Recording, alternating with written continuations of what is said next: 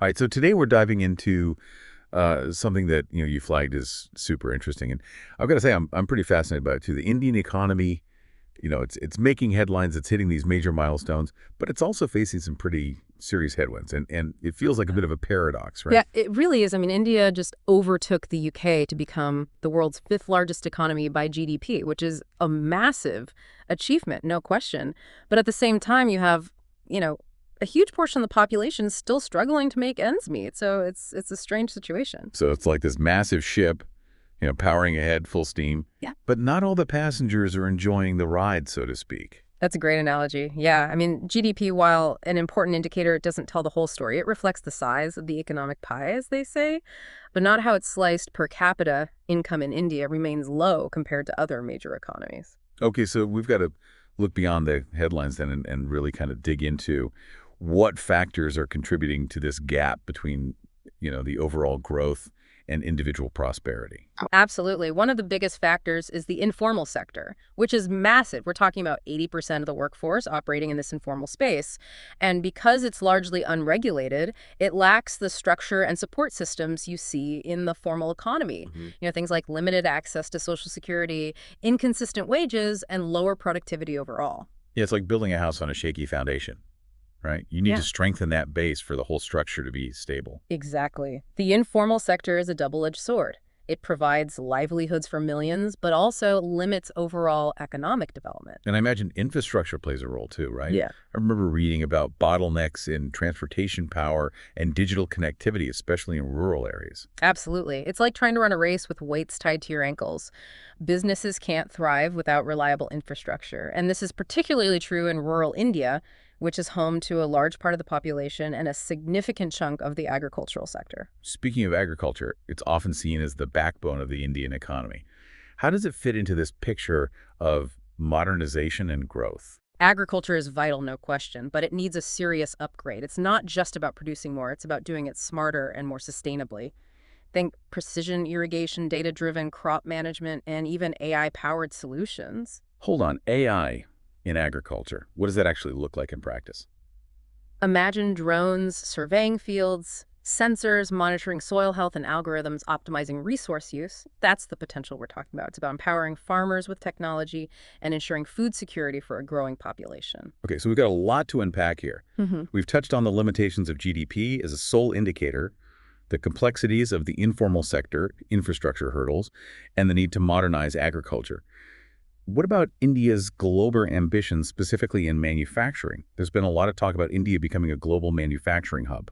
Yes, the Make in India initiative has been a major focus. The goal is to attract investment, create jobs, and boost exports by transforming India into a global manufacturing powerhouse. The potential is definitely there. But what are the realities on the ground? What's holding this vision back? Several challenges, actually. Ease of doing business is a big one. Bureaucracy regulations, getting permits can be a real headache. And then there's the skills gap. Meaning you need a workforce trained and ready for these advanced manufacturing jobs. Exactly. India needs to invest heavily in vocational training and education to create a workforce that can compete on a global scale. And this brings us to another critical point. Global supply chains are in flux. I'm guessing you're talking about the shifts away from China. Could this be India's opportunity to step in? Potentially, but capturing that market share requires addressing those challenges head on. It's not just about having lower labor costs, it's about creating a reliable and efficient manufacturing ecosystem. So India's got this balancing act, attracting investment while upskilling its workforce and navigating a changing global landscape. And then there's the tech sector, which seems to be exploding right now. What's driving that growth? India's IT sector is already a significant contributor to the economy, accounting for over 7% of GDP, but it's evolving beyond outsourcing and into a vibrant startup ecosystem. We're seeing innovation in fintech, e-commerce, healthcare tech, and more.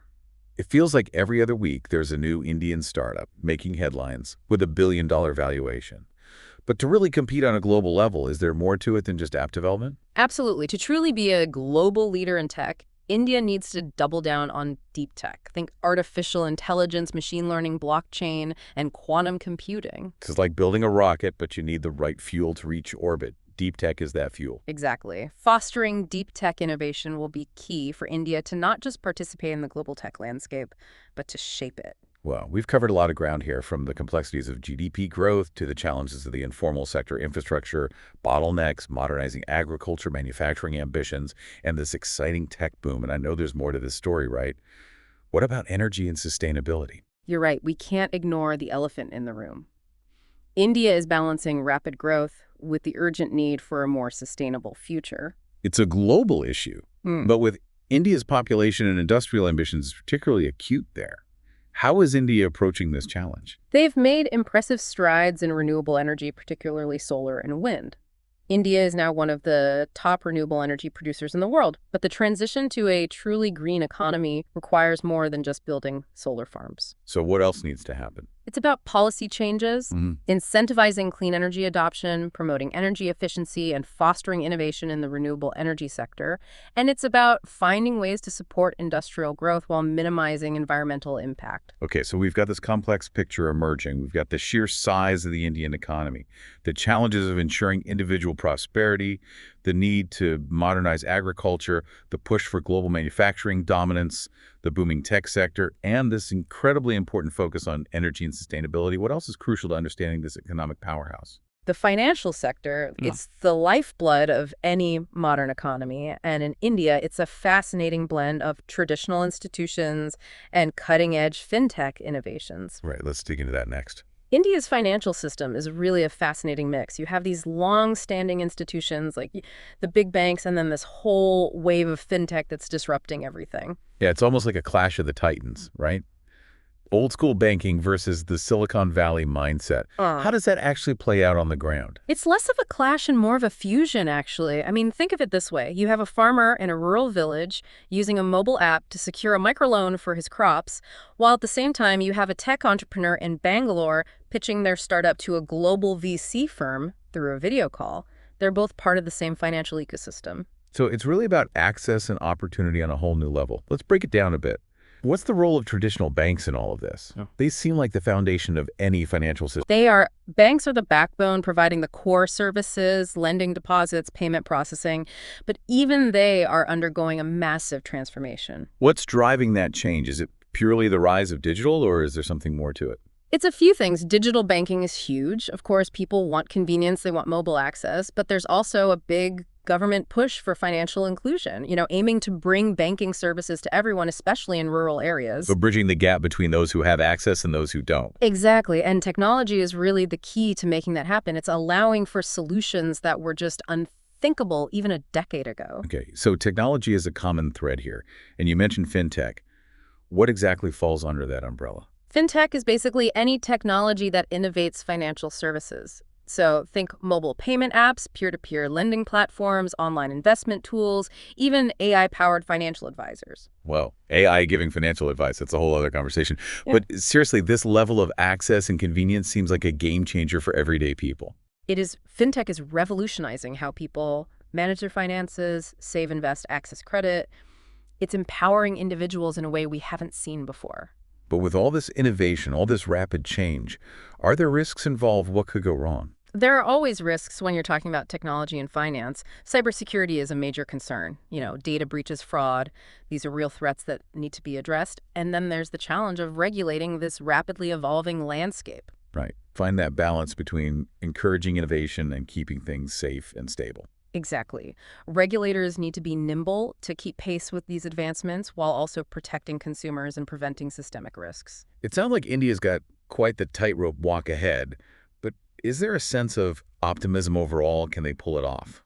I think there is. India's really at the forefront of this fintech revolution. They've got a solid regulatory foundation and a really talented pool of professionals in this space. So we've gone from these massive banks to tiny startups, all connected by this drive towards technology and inclusion. It's a pretty remarkable transformation to witness, but I'm guessing the story doesn't end at India's borders, does it? Not at all. The Indian economy is increasingly intertwined with the global landscape. There are connections, influences, ripple effects that go far beyond the subcontinent. All right, let's widen the lens then.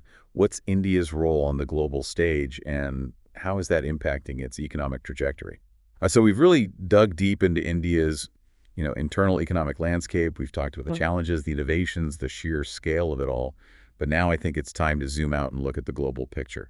So where does India stand on the world stage these days? India is really at a pivotal moment. I think it's a rising power for sure, and its economic trajectory is increasingly intertwined with all these global dynamics. It's forging partnerships, asserting its influence, and navigating a pretty complex geopolitical landscape. And when you say, like, asserting its influence, what does that look like in practice? Where do we see that happening? Well, for starters, India is a key player in some of the major international organizations like the G20, the BRICS group. And these aren't just, talking shops. These are platforms where global agendas are set and India's voice is being heard. Right. So it's not just about having a seat at the table. It's about actively shaping the conversation. Exactly. India's advocating for developing nations. They're pushing for fairer trade practices and taking a leadership role in addressing global issues like climate change. Okay, so there's a diplomatic and geopolitical angle here for sure. But what about trade? How crucial is that to India's global economic strategy? Trade is absolutely essential for India's continued growth. I mean, they're actively seeking new trade agreements, diversifying their export markets, and attracting foreign investment.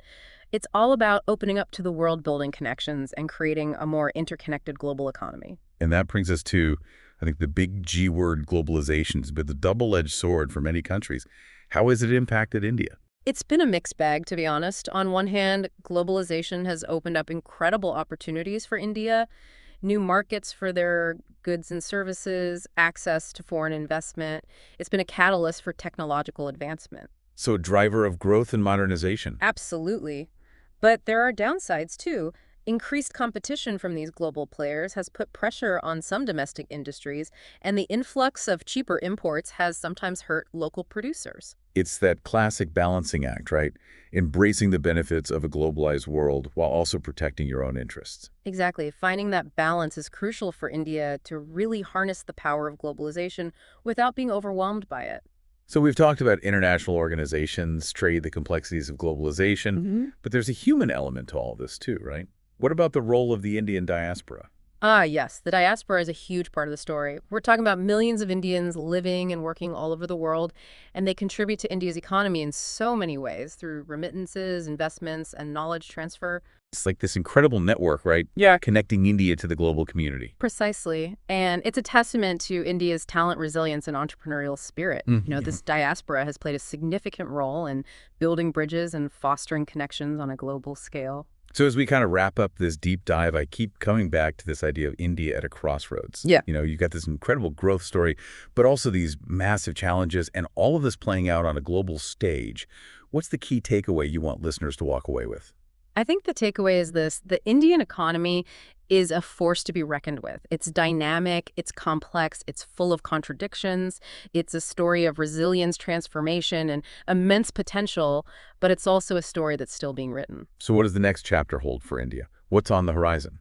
That's the million-dollar question, isn't it? But one thing is certain: India's economic journey will continue to captivate the world. Its choices, its successes, its struggles, they will have ripple effects that we'll all feel.